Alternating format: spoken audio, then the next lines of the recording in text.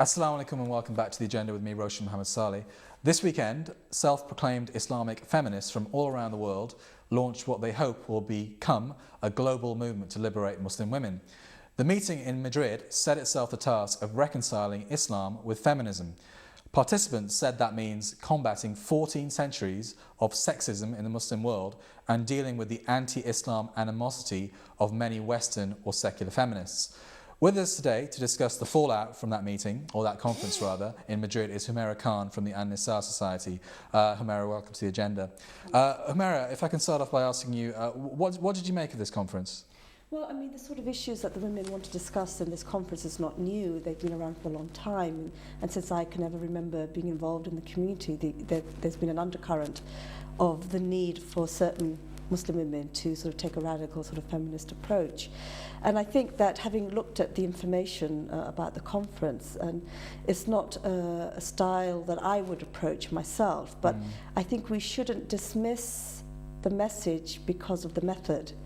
And I think that there are some points in what they're trying to raise which are relevant. Personally, feminism is not a term that I would use myself. I think trying to fit Islam into feminism is, I mean, anybody would say that that's just an inappropriate way to look at the subject. Yeah. But we'll talk about Islam and feminism a little bit later on. But I mean, I guess a lot of Muslims, when they hear the name Amina Wadud, and they would kind of dismiss. I mean, she was obviously one of the main delegates at this conference. She was the lady who led a mixed congregation Friday prayer in New York a few months ago. I mean, I guess when they hear that she was there, they would immediately kind of dismiss the message of this conference 100%, wouldn't they? Well, I would like to give an analogy, first of all, in order to explain what I would say next about it, is that there's a lot of public discussion now about alienation of young Muslim youth and the sort of radical actions that they take. Some, they go in two different extremes, in fundamentalism or in sort of secular sort of hip-hop and whatever you want to call it. And when we're trying to come to terms with what their grievances are, what their issues are, we can sort of understand that. It's within terms of reference we feel comfortable with. And I certainly know for the 20 years I've been working in the Muslim community dealing with family issues, we've been saying there's a pressure cooker happening out there as far as Muslim women is concerned. There's the issue of injustice, there's the issue of problems happening, there's a phenomenal amount of alienation amongst Muslim women that nobody's listening to. Our approach has not been to be radical feminists. That's not how we feel is the answer. But there are some women in the community who are so frustrated by this, they feel so pushed to the edges and extremes of things that's the role that they take. And to use a sort of inflammatory heading such as gender jihad, it makes people listen. And unfortunately, I feel very sad that it's taken these extreme actions of some women to make other Muslims hear what other women are saying. Are these people radical feminists? Well, if you read their literature, I don't think they necessarily consider themselves to be so, but they're contextualizing their concerns within the framework of feminism. So therefore, they have issues to do with westernization, about modernizing, about finding a place in secular society, about sort of new agendas. They've got lots of questions that which start from a particular starting point, which usually, if you look at the discussion within mainstream Muslim context, we start off from the point of view, okay, let's go back and see, we know there's a lot of problems in the community. Let's look back and see how can we redress them. What was the essence of the Prophet ﷺ? How did he address these things? And we try to look at it that way. But that has also seems to not be working. It's not failing because we're not coming up with the right answers. You touched on this earlier before, but can I ask you, is it possible to be an Islamic feminist? Or is it a contradiction in terms? I mean, of course, those who call themselves Islamic feminists consider it is possible. But personally, I think that you don't need the label. If I truly understand and accept what Islam says about gender and the roles between men and women, the relationships between them and their creator, then I don't feel I need a label. I just think saying that I'm a Muslim, in a sense, is enough, because in myself, in my inner self, I feel liberated, even though there may be phenomenal amount of problems around that I personally may experience or other women I know experience in the community. So even though I acknowledge all of those things happen, but in myself, I know I'm liberated. Yeah. So I don't feel I need a label. But isn't so-called Islamic feminism an attempt to reconcile a fundamentally Western philosophy with a fundamentally, Eastern philosophy or Islam? And they're two different things entirely, aren't they? And they don't really kind of fit well together. I don't think that's actually quite true. I think the aspect of westernization that often Muslims focus on is a stereotype, and often a negative stereotype. We see westernization as being all bad, but not everything in westernization is all bad. There are people within Western history who have been great social entrepreneurs, great fighters for justice, great movers and shakers in establishing sort of welfare and social projects and things like that. And I think, therefore, we shouldn't just completely dismiss what Western civilization is about. Okay. I certainly think that we've got a lesson to learn from some aspects of westernization. And usually when we do think of westernization, we think of politics. So, and because we have we tend to take on politics, we have a particular experience in the Muslim world of politics, we can't look beyond that to say, well, actually the reality for us globally today is that we're all part of the Western experience. Yeah. Do Muslim women need liberating? How do I answer that? Well, yeah. I think they do need liberating, but not. I'm not a revolutionary, right? I don't believe suddenly in the sort of style that is suggested by this conference that we stand up and we go against and we set up in opposition to what's actually happening on the ground. But why do they need liberating? They need liberating because they've psychologically allowed themselves to see themselves as inferior. We can blame men for that. We can say, well, possibly men have interpreted the text this way and that way, and that's why women feel like this. But I think women also must take the responsibility that if we know anything about Islam at all, that we've allowed ourselves to accept that perspective. Yeah. I mean, wherever you travel, I think any kind of reasonable Muslim would admit then that when you travel to certain countries in the Muslim world, there is a sexism there, a certain sexism towards women that doesn't necessarily come from Islam. It's a cultural thing, isn't it? Or would you say it does come from Islam? Well, I personally believe all our bad practices come from our cultural practice. But some people do use Islam to justify their cultural practice. That's why when things get confusing, for example, on the bigger picture of hudud laws, polygamy, the whole sort of way that people get married, the fact that often in many situations a girl is really seen like a sort of almost like a prize bull, that you sort of you're selling her into to the person who gives the largest dowry or whatever. There's auction, isn't it? There's aspects of that across the board. The most beautiful girl at 16, she's the most eligible person to get married, because she's seen as malleable and beautiful and panders to a sense of male sexuality without any recognition also that the woman has feelings on the other side, that she has needs on the other side, that she also has a right to her personal self-expression. Yeah. And it's such a contradiction for us as Muslims. And it's said so commonly that, Islam gave rights to Muslims 1400 years ago. Yes. But let us unpick that. What do we mean by these rights? How did the Prophet ﷺ go about establishing those rights?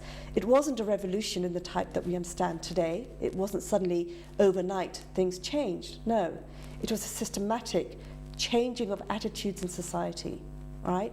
And gender was not the only issue that was dealt with like that. Racism, economic inequality, tribalism, these were all the sort of isms of the society at that time, which didn't come by just one law that said, yes, this is going to stop tomorrow. It was the Prophet ﷺ, through his example and the way he behaved and the relationships he nurtured, he challenged the taboos of that time, right? So I would argue the challenge for us today is to stand up to that model and say, no, we're not going to allow the injustice that perhaps was perpetuated in past times. we're not going to allow it to continue. We're going to make a statement in our own practice. We're going to change it. Do you feel oppressed as a Muslim woman? Personally, I don't feel, oppressed as a Muslim woman. If it wasn't for Islam, that's the thing that makes me survive the hurdles and pitfalls of everyday life, because you step back and you recenter yourself. Yeah. It's a spiritual relationship. Okay, let me put it another way. Do you feel oppressed by Muslim men? Yes. Why? Because I think in the structures that we've evolved, socially and our family structures, I think the mechanisms of those structures are not conducive to cooperation between men and women, right? And I think that I find it very difficult that men who say that they're leaders of the community or of the family or whatever, they don't consult with Muslim women at the least, right? Yeah. Let them consult and hear what Muslim women are saying. Do they actually know what the experiences on the ground are of women? Can they see that? If they know that a woman has been beaten by her husband, are they prepared to stand up and defend the rights of that woman? Yeah, I mean, I guess in the Muslim community, it's kind of a lot of things are swept under the carpet, aren't they, and not brought out into the open. I mean, what are the major issues facing Muslim women in this country? Is it things like domestic violence and forced marriages, and in a negative sense, what are the major issues? I think the major issues is that. In a sense, I just like to say first, there are increasing number of younger women who have found their own way to find the truth in Islam, that it's not as they experience it culturally or how some people justify religion to be sort of hostile to women, and they've managed to move over that. They're on that journey, but there's a big price that those women pay to go on that journey, because many women who are actually trying to go and get their Islamic place, in the world, they suffer a lot of prejudice and discrimination from their families and other men and whatever, because it's like, why are you challenging society? But as far as the problems are concerned, I would argue that a very fundamental problem is that there's actually no recognition that a woman she's there as an entity in her own right, that she is not a man. She's the husband's property. Yeah, she's she's the husband's property, or she's somewhere there in the background, she's there making the tea and cooking the dinner, but she is a person in her own right. She has a right to have her needs fulfilled, and that she can also have her own opinions, and that will come from where she's standing from as a woman. Being a woman will shape her perspective. And that is, I think, the sort of very primal sort of problem that we face in the Muslim community. From that comes other sort of injustices. If you don't recognize that Muslim women really have any function other than childbearing, providing sexual gratification for their husbands and having children, if you think that sort of cooking food, if that's what you think women do, then you don't humanize them. Yeah. You don't see them as a human being. But you argue that these kind of negative stereotypes of what a Muslim woman should be come from culture, not Islam itself.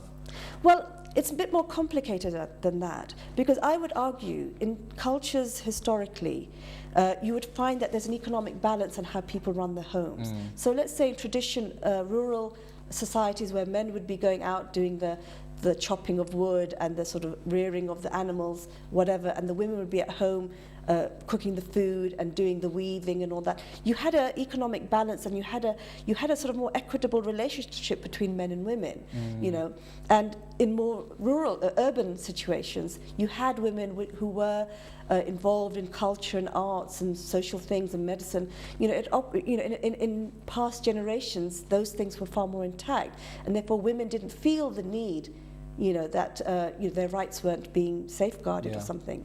But in the last 2-3 generations, I'd argue that we've gone through such major upheavals in our communities and our societies. We've had major displacement of Muslim communities through either famine, war, economic migration, variety of different things, that has completely shattered the lives people knew. And so therefore, we can't then suddenly look back to the lives we knew and think that we can replace it the way it was. Yeah. And so therefore often what people have done, say for example in Britain, is that because of their overall feeling of beleaguerment, their feeling everybody's attacking them, they sort of are sort of fossilizing their community experiences. They're sort of internalizing, looking in. They don't want anything to come and jeopardize what they feel they're trying to safeguard. And but in Islam, I mean, are men and women equal in Islam? I mean, doesn't the Quran say that a man has a status over a woman? The man has a degree of responsibility, right? And there are reasons for that, because there are periods of a woman's life where she, of her own free will, when the period of childbearing or child weaning, that she's not necessarily going to be in a position where she contributes economically to the welfare of the family. And by economic, I don't just mean financial, because by a woman, her cooking and welfare of the home is an economic activity. So it's a recognition that the man takes that responsibility, that he must do that, because it's a natural relationship. Yeah. Because it's interesting, in the Prophet's last sermon, he said, be careful of your rights towards the women. They're like bondswomen to you, or some people say you're captives or whatever. And what does that mean? That can sound really frightening at one level if you interpret it immediately as you read it. But how I've understood that is that the Prophet ﷺ is making an emphasis, right, on the rights of women, because women, like men, have been given equal rights in their relationship with Allah, in their relationship and responsibility as a human being. We're equal.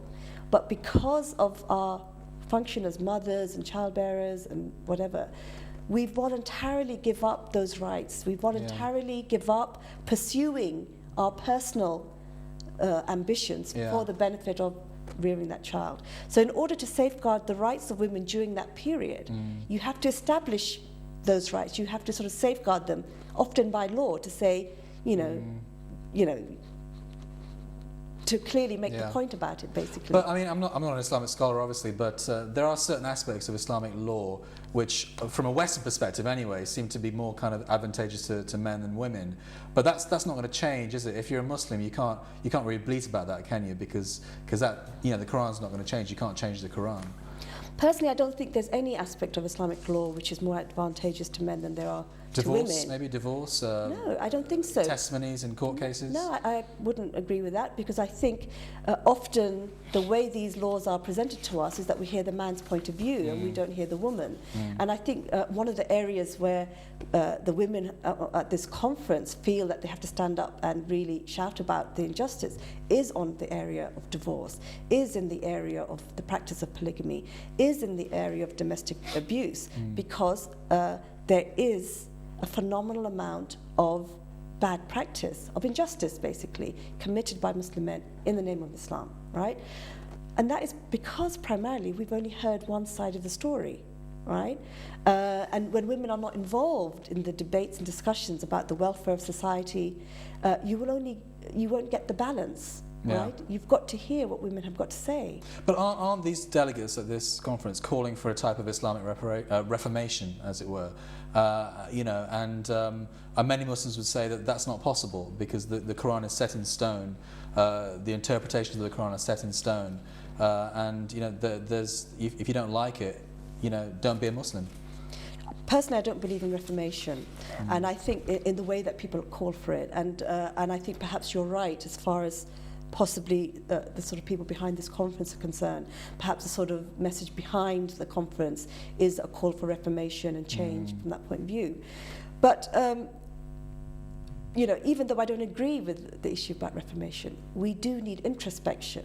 We definitely need to look. And what saddens me is that we've allowed sort of, let's say, radical extreme elements to shape how we want to approach the subject. Why couldn't we as a community, before we were pushed against the wall to deal with these issues, why couldn't we have recognized it by ourselves? I know certainly as far as the Muslim leadership is concerned overall, they are not blind, they've known, but nobody who is standing up to the woman who's left homeless, you know, with 5 children. Her husband has deserted her, and you know she's not entitled to welfare state benefits or something. Who is defending her rights? To the woman, and a case I know recently of a woman who has been abused to such an extent by her husband by putting cigarette, you know, lighted cigarettes, burning her with it, and all sorts of other atrocities, right? Who's standing up to defend that woman against that man, right? And she's there, she'll go to the police, which she has done. Social services will help her. You know, possibly a feminist domestic violence group will support her. And if we lose her to, you know, if we lose her from Islam. So in some ways you're arguing that it's our fault, it's the mainstream Muslim community's fault for, you know, for not kind of standing up for these people, and that drives them away to kind of the radical fringes of the religion or outside of the religion. Yeah, I think so. But can I just add, while we're here talking about women, and of course I think women are more in this crisis than men, but there is an issue also for men. And if women are in a sense, if you want to call it oppressed or suffering oppression, then men suffer too.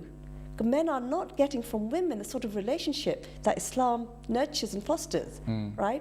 So therefore, the relationships are often based on the men satisfying their nafs and their egos, as opposed to really finding a soulmate, finding a companion, finding somebody who they can build a strong basis for family life, somebody where the children see respect, right? So therefore, men are also victims in this, if you want to call it, because they are not getting the sort of relationship that they deserve. Okay, I believe we have a caller online. Assalamu alaikum, caller. Wa alaikum salam. Sorry, Roshan, before you start. Assalamu alaikum to you and to your sister. Assalamu alaikum, brother. What's your name and where are you calling from, brother? Yeah, I'm Muhammad Rafiq Bhatti again from Nottingham. Oh, okay, welcome back. With you. Yeah. What's your point, Mohammed? Yeah, I'm talking generally about women. Woman is a mother, woman is a wife, a woman is a sister. These parts are woman has to play. The question is a lack of education. There's no lack of education, especially in the Muslim world. Women are not educated as they should be. They've never been encouraged to be educated. I think they have been molded like that. Oh yes, that's your part, is that you create a good children and so on and so on. But how can she create good children when she's not educated? Education doesn't mean she must be a PhD, she must be a doctor. No. If she got the Dini education, Quranic education properly, she knows her rights. She knows how can stand on her own feet, because Islam encourages. Quran doesn't say you go and get PhD, but Quran says Rabbi zidni ilma. Okay, all right, thank you, Mohammed, for that. I mean, Humera, would you agree that Muslim women are not educated enough? I mean, I think it was Hamza Yusuf that said that he kind of puts the decline of the Muslim world down to the fact that Muslim women weren't educated, because if they're not educated, then children won't be educated. I think that's too simplistic an analysis, basically. I mean, if women are not being educated enough, then perhaps men are being educated too much, because they're not resolving the problem. Because you can have somebody who's not particularly educated, but they still have a sense of confidence in themselves. So I think the caller is implying that education where women feel or realize what Islam says about their role in Islam and their place and everything. That's true. Women are not being given the sort of information that they need to make them feel good about who they are, right? We're running out of time, so we're going to have to wrap this up. But would you say one of the points that one of the organisers of this conference says is that the Islamic texts have been interpreted uniquely by men? There's no kind of female input into all, this Islamic interpretation. Would you say that's a problem? I don't think that's fully true. I mean, I have a woman who's a woman scholar who's a teacher. So there are women who have historically been interpreters of text and who are scholars in their own right. The fact that we don't hear about them too much is another point. And I think are there many women scholars out there? They're not. I mean, they're not around every street corner, but there are Muslim women scholars around who are very capable and knowledgeable, and we need to encourage more. But what's interesting is actually the vast majority of study circles that you find around where people are learning Arabic and Islamic studies are actually women. Women are recognizing that this is an area that they really need to get information on. But if women are getting information and education about what Islam says about We've women, run out of time, Humera. sorry, I just say that they want change. Okay. All right. Thank you very much for joining us, Humera. That's all we've got time for on today's show. Please join us again tomorrow for another discussion on the most important issues of the day. Assalamu alaikum.